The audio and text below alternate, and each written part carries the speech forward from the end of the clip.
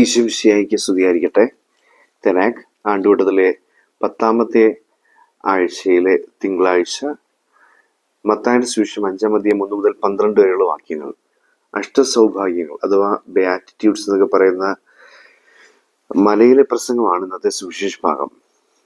നമ്മൾ ലോക ചരിത്രം പരിശോധിക്കുകയാണെങ്കിൽ മനസ്സിലാക്കാൻ സാധിക്കുന്നൊരു വസ്തുത, മഹാത്മാഗാന്ധി, മാർട്ടിൻ ലൂതർ കിങ്, അതുപോലെ തന്നെ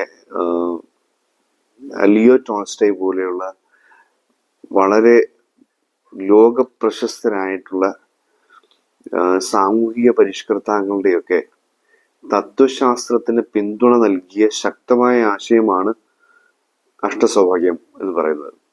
ഇത് ഈശോ ആദ്യമായി നടത്തുന്ന ഒരു പ്രസംഗം. ആ പ്രസംഗത്തിൽ വളരെ വ്യക്തമായിട്ട് ചില സാമൂഹിക വ്യവസ്ഥിതികളുടെ പുനർനിർവചനം നടത്തുന്നു, അല്ലെങ്കിൽ പൊളിച്ചെഴുത്ത് നടത്തുന്നു എന്നുള്ളതാണ് നമുക്ക് കാണാൻ സാധിക്കുക. ഇന്നോളം ലോകം കണ്ടിട്ടുള്ള സൗഭാഗ്യങ്ങൾ എന്ന് പറഞ്ഞിരുന്ന കാര്യങ്ങളെയൊക്കെ ഈശോ തകിടം മറിക്കുക. ഇതല്ല സൗഭാഗ്യം, ഇതാണ് സൗഭാഗ്യം എന്ന് പറഞ്ഞുകൊണ്ട് ഒരു പുതിയ കാറ്റഗറി ഈശോ മുമ്പോട്ട് വെക്കുക. ഉദാഹരണത്തിന് പറയുകയാണെങ്കിൽ തുടങ്ങുന്ന ഇങ്ങനെ പറഞ്ഞുകൊണ്ടാണ്, ആത്മാവിൽ ദരിദ്രർ ഭാഗ്യവാന്മാർ, സ്വർഗരാജ്യം അവരുടേതാണ്. അപ്പോൾ സമ്പന്നരാണ് ഭൂമിയിൽ ഇങ്ങനെ സ്വർഗം ആസ്വദിച്ചുകൊണ്ടിരിക്കുന്നതെന്നൊക്കെയുള്ള കാഴ്ചപ്പാടോടുകൂടി മുന്നോട്ട് പോയിക്കൊണ്ടിരിക്കുന്ന ലോകത്തെ നോക്കിക്കൊണ്ട് ഈശോ പറയുകയാണ്, ദാരിദ്ര്യം, ആത്മനാ ദാരിദ്ര്യം ഏറ്റെടുക്കുന്ന ഒരാൾക്ക്, അല്ലെങ്കിൽ അതിനെ ദാരിദ്ര്യത്തെ സ്നേഹിക്കുന്ന ഒരാൾക്ക് ദൈവത്തിൻ്റെതായിട്ടുള്ള വലിയ സന്തോഷവും സമാധാനവും കിട്ടും. അതാണ് സ്വർഗരാജ്യം എന്ന് ഉദ്ദേശിക്കുന്നത്. സ്വർഗരാജ്യം കിട്ടാൻ പോവുകയാണ്. അവൻ സ്വർഗരാജ്യം ആസ്വദിക്കും, ഉള്ളുകൊണ്ടൊരു സ്വർഗരാജ്യം ആസ്വദിക്കും, പുറമേ ഉള്ളൊരു സ്വർഗരാജ്യമല്ല. ഇതിൻ്റെ ഒരു ഭൗതികമായ രീതിയിൽ ലോകം കാണുകയും നിർവചിക്കുകയും ചെയ്തിരുന്നൊരു കാര്യത്തെ ആത്മീയമായ രീതിയിൽ ഈശോ പുനർനിർവചനം നടത്തുന്നു. ഇതാണ് ബെയാറ്റിറ്റ്യൂഡ്സ് എന്ന് പറയുന്നത്. യഥാർത്ഥത്തിൽ ഓരോന്നും അങ്ങനെ തന്നെയാണ് വായിച്ചെടുക്കാൻ സാധിക്കുക. അടുത്ത് പറയുന്നത് ഇങ്ങനെയാണ്, ശാന്തശീലർ, പിന്നെ വിലപിക്കുന്നവർ ഭാഗ്യവാന്മാർ, അവർ ആശ്വസിപ്പിക്കപ്പെടും. അപ്പം വിലാപം ഒരു ശാപമായിട്ട് കണ്ടിരുന്നൊരു കാലഘട്ടത്തിൽ ഈശോ പറയുകയാണ്, അവർ അനുഗ്രഹിക്കപ്പെട്ടവരാണ്, അവർക്കാണ് ആശ്വാസം കിട്ടാൻ പോകുന്നത്. പിന്നെ കുറച്ചുകൂടി വ്യക്തമായിട്ട് നമുക്ക് മനസ്സിലാകുന്ന ഒരു ഉദാഹരണമാണ്, ശാന്തശീലർ ഭാഗ്യവാന്മാർ, അവർ ഭൂമി അവകാശമാക്കും. നമുക്കറിയാം, ഈ വഴക്കടിക്കുകയും കേസിന് പോവുകയും കൈക്കരുത്ത് കാണിക്കുകയൊക്കെ ചെയ്യുന്നവരാണ് ഭൂമി അവകാശമാക്കാൻ പറ്റുക. അതെല്ലാ കാലത്തും അങ്ങനെ തന്നെയാണ്. ശേഷി പറയണം, അങ്ങനല്ല, ശാന്തമായിരുന്നാൽ മതി, നിനക്ക് ആ ഭൂമി അവകാശമായി നിന്റെ കയ്യിൽ വരും. ഇതൊരു വെറുതെ ഒരു ഉട്ടോപ്യൻ വാഗ്ദാനം എന്ന രീതിയിലല്ല ഈശോ അവതരിപ്പിക്കുന്നത്. ഇതിനൊരു ആത്മീയമായ ഒരു അന്തസത്തയുണ്ട്, അല്ലെങ്കിൽ ഒരു ഉള്ളുകൊണ്ട് വായിച്ചെടുക്കേണ്ട അർത്ഥതലമുണ്ട്. അപ്പോഴാണ് നമുക്ക് ഇതിനെ പിടികിട്ടുക. ഈ ഭാഗ്യവാന്മാർ എന്നതിന് ഈശോ ഉപയോഗിച്ചിരിക്കുന്ന വാക്ക് മക്കാരിയോസ് എന്ന വാക്കാണ്. ഗ്രീക്ക് ഭാഷയിൽ മക്കാരിയോസ് എന്ന വാക്കാണ് ഉപയോഗിക്കുന്നത്. സത്യത്തിൽ ഈ വാക്കിന് പല പ്രയോഗങ്ങളുണ്ട്, പല രീതിയിൽ പ്രയോഗിക്കാറുണ്ട്. ഈ വാക്കിന്റെ ഒരു യഥാർത്ഥ അർത്ഥം നമ്മൾ മനസ്സിലാക്കേണ്ടത്, പുരാതന ഗ്രീസില് ദേവന്മാരുടെ സന്തോഷത്തെ സൂചിപ്പിക്കാൻ വേണ്ടി ഉപയോഗിച്ചിരുന്ന വാക്കാണ് ഈ മക്കാരിയോസ്. ഒരു ഗ്രീക്ക് പശ്ചാത്തലമൊക്കെ ഉള്ള കമ്മ്യൂണിറ്റിയോട് ആണ് ഈശോ സംസാരിക്കുന്നത് കൂടെ. അപ്പൊ ഈശോ ഇങ്ങനെ സംസാരിക്കുമ്പോൾ ഈ വാക്ക് അവർക്ക് പരിചിതമാണ്, അവർ സംഭാഷണത്തിൽ ഉപയോഗിക്കുന്ന വാക്കാണ്. ഒരു സുപ്രീം ഹാപ്പിനെസ് എന്നൊക്കെയാണ് ഇതിനെ ഉദ്ദേശിച്ചത്. അതായത് ദൈവങ്ങൾ ആസ്വദിച്ചിരുന്ന സന്തോഷം എന്ന രീതിയിലാണ് ഈ വാക്ക് അവർക്ക് പരിചയമുള്ളത്. ആ വാക്കിന്റെ ഒരു മൂല അർത്ഥമൊക്കെ കിടക്കുന്നത്. ഈശോ എന്ന് പറയുമ്പോൾ അതിന്റെ അർത്ഥം, ദൈവത്തിന്റെ സന്തോഷത്തിന്റെ പ്രത്യേകത എന്താണെന്ന് ചോദിച്ചു കഴിഞ്ഞാൽ ആർക്കും അത് എടുത്തു മാറ്റാൻ പറ്റത്തില്ല.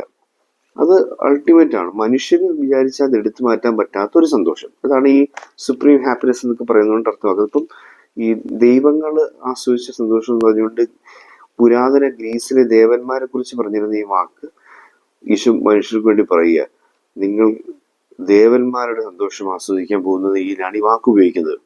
ഈ സന്തോഷം നിങ്ങളിൽ നിന്ന് ആരും എടുത്തു മാറത്തില്ല. അത് വിശ്വ പിന്നെ പറയുന്നുണ്ട്, യോഹന്നാൻ സുവിശേഷം നമ്മൾ വായിക്കുന്നുണ്ട്, ഞാൻ നിങ്ങൾക്ക് സമാധാനം നൽകുന്നു, ഈ സമാധാനം നിങ്ങളിൽ നിന്നും ആരും നിങ്ങളിൽ നിന്നും എടുത്തു മാറ്റുകയില്ല, കാര്യം ലോകം നൽകുന്ന സമാധാനമല്ലിത് എന്നൊക്കെ പറഞ്ഞുകൊണ്ട് ഈശോയും ഇത് കുറച്ചുകൂടി ക്ലിയർ ആക്കുന്ന ഒരു സംഭവം നമ്മൾ സുവിശേഷത്തിന് വായിക്കുന്നുണ്ട്. അപ്പൊ ആർക്കും എടുത്തു മാറ്റാൻ പറ്റാത്ത ഒരു അൾട്ടിമേറ്റ് ആയ ഒരു സന്തോഷം, പരമമായ ഒരു സന്തോഷം എന്നാണ് ഈ ബയാറ്റിറ്റ്യൂഡ് എന്ന വാക്കുകൊണ്ട് അർത്ഥമാക്കുന്നത്, മെക്കാരിയസ് എന്ന വാക്കുകൊണ്ട് അർത്ഥമാക്കുന്നത്. ഇപ്പൊ നമുക്ക് ഈശോ ഉറപ്പ് തരുന്നൊരു കാര്യമാണ്, നീ ലോകം കാണുന്ന ദൗർഭാഗ്യകരമായ കാര്യങ്ങളെന്ന് പറയുന്നതിനെ എന്നോടുള്ള സ്നേഹത്തെ പ്രതി ഹൃദയപൂർവ്വം സ്വീകരിക്കുകയാണെങ്കിൽ അതാണ് നിന്റെ ജീവിതത്തിലെ ഏറ്റവും വലിയ സൗഭാഗ്യമായി മാറാൻ പോകുന്നത്. ആ സൗഭാഗ്യം, സന്തോഷവും സമാധാനവും ഒന്നും നിന്നിൽ നിന്നും ആരും എടുത്തു മാറ്റുകയില്ല, ലോകത്തിനെടുത്തു മാറ്റാൻ പറ്റത്തില്ല. അത് ദൈവീകമായ ഒരു സന്തോഷമായിരിക്കും, സമാധാനമായിരിക്കും. അതാണ് മക്കാരിയോസ്. അതിലേക്കാണ് നമ്മൾ ആഗ്രഹിക്കുകയും നയിക്കപ്പെടുകയും ചെയ്യേണ്ടത്. ഒരു സത്യത്തിന്റെ പാത എന്ന് പറയുന്നത് അതാണ് എന്ന രീതിയിലാണ് ഈശോ അവതരിപ്പിക്കുന്നത്. നമുക്ക് ഈ ബയാറ്റിറ്റ്യൂഡ്സ് അഥവാ അഷ്ടസൗഭാഗ്യങ്ങൾ എന്ന് പറയപ്പെടുന്ന വരികൾ നമുക്ക് ഹൃദയപൂർവ്വം സ്വീകരിക്കും. സത്യത്തിൽ ഇതൊരു വിപ്ലവകരമായ ഒരു വാക്യമാണ്. ഇതിൻ്റെ ഒരു തത്വശാസ്ത്രപരമായിട്ട് ചിന്തിക്കുകയാണെങ്കിലും ആത്മീയമായിട്ട് ചിന്തിക്കുകയാണെങ്കിലും ഇത് വിപ്ലവകരമായ ഒരു വാക്യമാണ്. ഞാൻ മുമ്പ് പറഞ്ഞിട്ടുണ്ട്, ലൂക്കായുടെ സുവിശേഷത്തിലെ പരിശുദ്ധ അമ്മയുടെ സ്തുതിഗീതം മാഗ്നിഫിക്കാത്തും ബയാറ്റിറ്റ്യൂഡും ഈശോ നടത്തുന്ന ആദ്യത്തെ പ്രസംഗവും തമ്മിൽ വലിയൊരു ബന്ധമുണ്ട്. അതിനെ ചേർത്ത് വെച്ച് വായിക്കുന്നതൊക്കെ ഒരു കുറെ കൂടി വലിയ ആശയങ്ങളിലേക്ക് നമ്മൾ വഹിക്കുന്ന ഒരു വസ്തുതയാണ് യഥാർത്ഥത്തിൽ. മാഗ്നിഫിക്കാത്ത് അമ്മ കുഞ്ഞിനെ ഉദരത്തിലിട്ടുകൊണ്ട് പാടിയ പാട്ടും കുഞ്ഞ് വളർന്നു വന്നതിന് ശേഷം പരസ്യജീവിതത്തിൽ ആദ്യം നടത്തിയ പ്രസംഗവും തമ്മിൽ വലിയൊരു ബന്ധമുള്ളതായിട്ട് നമുക്ക് കാണാൻ സാധിക്കും. അപ്പൊ നമുക്ക് ഇതിൻ്റെ ഒരു ഇതിന് രണ്ടിനും ഒരു റെവല്യൂഷണറി തോട്ടുണ്ട്, ഒരു വിപ്ലവകരമായൊരു ഒരു ഒരു ടച്ച് ഉണ്ട് ഇതിന് രണ്ടിനും. അതാണ് നമ്മൾ മനസ്സിലാക്കേണ്ടത്. അപ്പോൾ അത് കൃത്യമായും ആത്മീയമായി മനസ്സിലാക്കുവാനും അതനുസരിച്ച് ജീവിക്കാനുള്ള കൃപയ്ക്കായിട്ട് നമുക്ക് പ്രാർത്ഥിക്കാം. അഷ്ടസൗഭാഗ്യങ്ങൾ ഈശോയുടെ ഒരു, നമ്മൾ പഴയ നിയമത്തിൽ 10 കൽപ്പന എന്നൊക്കെ പറയുന്ന പോലെ പുതിയ നിയമത്തിൽ എങ്ങനെ ജീവിക്കണം, ക്രിസ്തുവിന് ഇണങ്ങിയവനായി എങ്ങനെ ജീവിക്കാം എന്നതിൻ്റെ വ്യക്തമായ പാഠമാണ് അഷ്ടസൗഭാഗ്യങ്ങൾ. അഷ്ടസൗഭാഗ്യങ്ങൾ ജീവിതത്തിൽ പകർത്തുവാനും അതിൻ്റെ അനുഗ്രഹങ്ങൾ പ്രാപിക്കാനായിട്ട് നമുക്ക് ശ്രമിക്കാം.